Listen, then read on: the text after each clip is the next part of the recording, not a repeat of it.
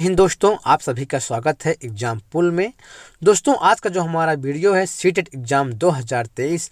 आज है 9 जनवरी और आज जो फर्स्ट सेट में क्वेश्चन किस तरह से पूछे गए हैं वही क्वेश्चन हम लेके आए हैं। तो यदि आप हमारे चैनल पहली बार आए हैं तो आप हमारे चैनल सब्सक्राइब कर दीजिए, लाइक कर दीजिए, बेल आइकन को प्रेस कर दीजिए, क्योंकि हम आपके लिए इसी तरह क्वेश्चन लाते रहेंगे।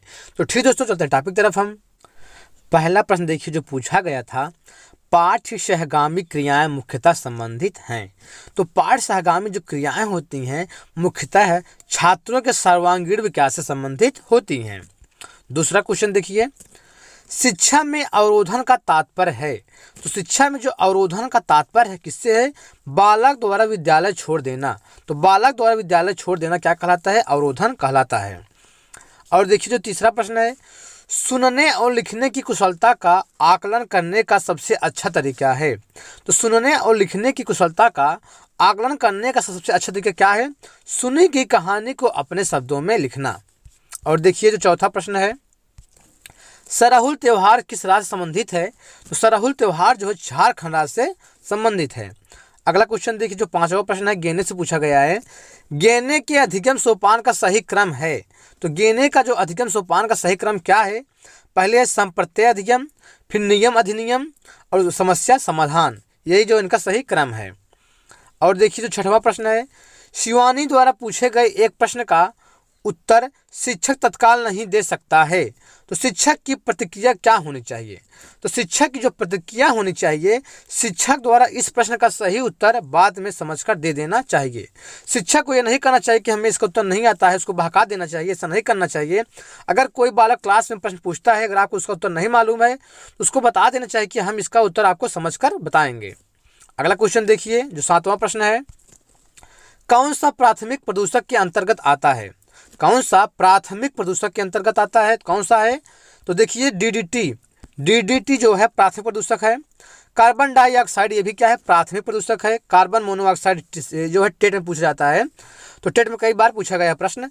तो डीडीटी जो है प्राथमिक प्रदूषक है। कार्बन डाइऑक्साइड ये भी क्या है? प्राथमिक प्रदूषक है। और कार्बन मोनोऑक्साइड CO ये भी क्या है? प्राथमिक प्रदूषक। प्लास्टिक और सल्फर डाइऑक्साइड और हैं जो प्राथमिक प्रदूषक के अंतर्गत आते हैं। अगला देखिए प्रश्न, भारत में बिहार के सापेक्ष जम्मू कश्मीर और गोवा की स्थिति क्या है? तो क्या है? उत्तर पश्चिम और दक्षिण पश्चिम। अगला क्वेश्चन देखिए जो 9वां प्रश्न है, कर्नाटक में कौन सी भाषा बोली जाती है? तो कर्नाटक में जो है कन्नड़ भाषा बोली जाती है। अगला क्वेश्चन देखिए पियाजे से पूछा गया है, पियाजे के अनुसार संज्ञानात्मक विकास के किस चरण पर बच्चा वस्तु अस्थायित्व को प्रदर्शित करता है?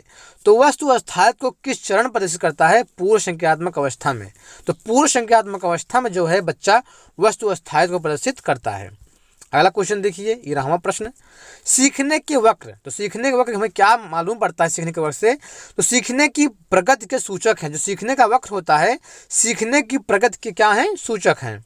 अगला क्वेश्चन देखिए 12वां प्रश्न, डिस्ग्राफिया से प्रभावित बच्चों को मुख्यतः किससे कठिनाई होती है? तो डिस्ग्राफिया जो है लिखने में। तो डिस्ग्राफिया किससे संबंधित है? लिखने से संबंधित है। अगला प्रश्न, यदि आप रेलगाड़ी द्वारा अहमदाबाद गुजरात जाएं तो आपको रेलवे स्टेशन पर अधिकतर बेचने वाली खाने की कौन सी चीज़ मिलेगी? तो कौन सी चीज़ मिलेगी? ढोकला मिलेगी, चटनी मिलेगी, नींबू वाले चावल मिलेंगे। अगला प्रश्न, कक्षा में अनुशासन बनाए रखने के लिए सर्वाधिक प्रभावशाली उपाय क्या है? तो क्या है? शिक्षण को रोचक एवं व्यवहारिक बनाना। अगला क्वेश्चन देखिए 15वां प्रश्न, मनोज ब्लैकफुट नामक रोग से ग्रसित है, वह किससे संपर्क में अधिक रहा? मतलब कि मनोज एक लड़का है, उससे ब्लैकफुट नामक रोग हो गया है, तो वह किसके संपर्क में अधिक रहा होगा? तो आर्सेनिक। तो आर्सेनिक युक्त जल पीने से क्या होता है? ब्लैकफुट नामक रोग होता है। अगला क्वेश्चन देखिए 16वां प्रश्न, कौन सा पौधा नाइट्रोजन की पूर्ति के लिए कीटों का भक्षण करता है?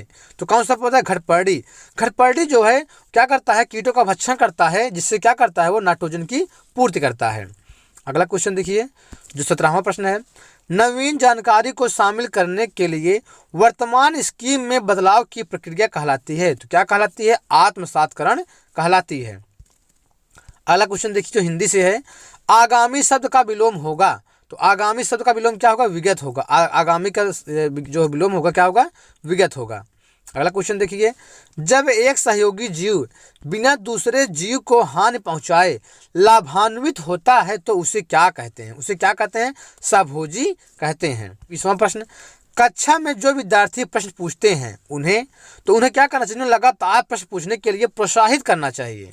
ठीक है, डांटना नहीं चाहिए। अगर कोई बालक लगातार आपसे प्रश्न पूछता है तो उसे क्या करना चाहिए? प्रोत्साहित करना चाहिए और उसका मनोबल बढ़ाना चाहिए। और देखिए जो 21वां प्रश्न है, कोहल वर्ग के अनुसार सही और गलत के बारे में बच्चे चिंतन करते हैं। तो कैसे चिंतन करते हैं? अलग आव में अलग तरीके से चिंतन करते हैं। और देखिए जो 22वां प्रश्न है, कुछ कीड़े मकोड़े अपनी मादा कीड़ों को उनकी गंध से पहचान लेते हैं। तो वे कीड़े कौन हैं? तो वे कीड़े कौन हैं जो अपने मादा कीड़े के गंध से पहचान लेते हैं? तो रेशम का कीड़ा है। अगला क्वेश्चन देखिए, 23वां प्रश्न, भारतीय परिवार का स्वरूप कैसा है?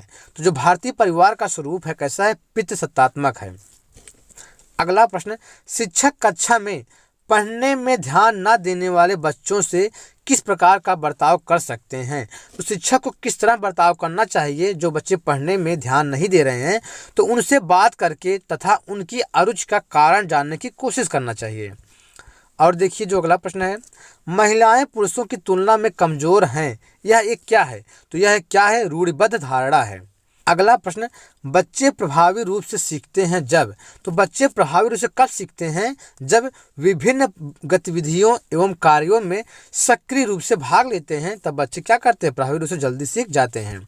अगला क्वेश्चन, पुरस्कार किस प्रकार की प्रेरणा है? तो पुरस्कार होता है धनात्मक एवं प्रत्यक्ष प्रेरणा है। और देखिए अगला प्रश्न, मानव व्यक्तित्व परिणाम है। तो जो मानव व्यक्तित्व परिणाम है आनुवांशिकता और वातावरण की अंतःक्रिया का परिणाम है।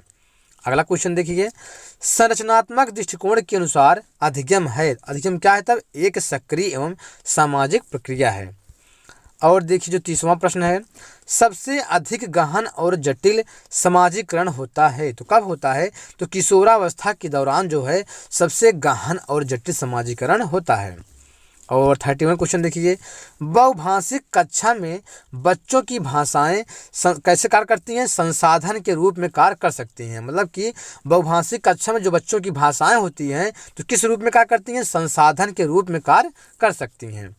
और 32 क्वेश्चन देखिए, आधुनिक शिक्षण अधिगम प्रक्रिया में शिक्षक की भूमिका है। तो शिक्षक की कैसी भूमिका है? सीखने हेतु एक अच्छे सुलभकर्ता की भूमिका है। और देखिए जो अगला प्रश्न है, मानव विकास की किस अवस्था में बच्चों की सीखने की गति सर्वाधिक होती है? तो किस अवस्था में? शैशवावस्था में। तो शैशवावस्था में जो होती है मानव विकास की जो सीखने की गति होती है सबसे अधिक होती है। कई बार प्रश्न पूछा जा चुका है टेट में। अगला क्वेश्चन देखिए, समस्या समाधान का प्रथम चरण है। तो समस्या समाधान का प्रथम चरण क्या है? समस्या की पहचान करना समस्या समाधान का प्रथम चरण है। अगला क्वेश्चन देखिए, बच्चे की वृद्धि मुख्यतः संबंधित है। तो बच्चे की जो वृद्धि है मुख्यतः किससे संबंधित है? शारीरिक विकास से संबंधित है।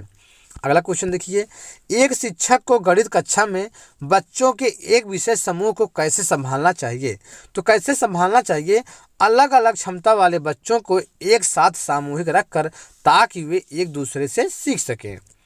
और देखिए जो 37 क्वेश्चन है, सहानुभूत कौशल में व्यक्ति। तो सहानुभूत जो कौशल होता है उसमें व्यक्ति क्या करता है? दूसरों की परेशानियों को समझता है। अगला प्रश्न, बच्चों में प्रतिभाशालिता के कारण हो सकती है। तो क्या हो सकती है? तो आनुवंशिकता और वातावरण के बीच एक अंतःक्रिया भी, ये भी क्या है? बच्चों में प्रतिभाशालिता के कारण हो सकती है। अगला प्रश्न, हिंदी भाषा शिक्षक का यह प्रयास होना चाहिए कि वे बच्चों की भाषा संबंधी सहज रचना शक्ति को बढ़ाने के अवसर दें। और देखिए जो लास्ट प्रश्न है, कक्षा में बच्चों को प्रेरित समझा जा सकता है यदि वे शिक्षक से स्पष्टीकरण प्राप्त करने के लिए प्रश्न पूछते हैं। तो ठीक दोस्तों, इससे हमारा वीडियो कंप्लीट हुआ। यदि आप हमारे चैनल पहली बार आए हैं तो आप हमारे चैनल सब्सक्राइब कर दीजिए, लाइक कर दीजिए, बेल आइकन को प्रेस कर दीजिए, क्योंकि हम आपके लिए इसी तरह क्वेश्चन लाते रहेंगे। तो ठीक दोस्तों, आज इतना ही।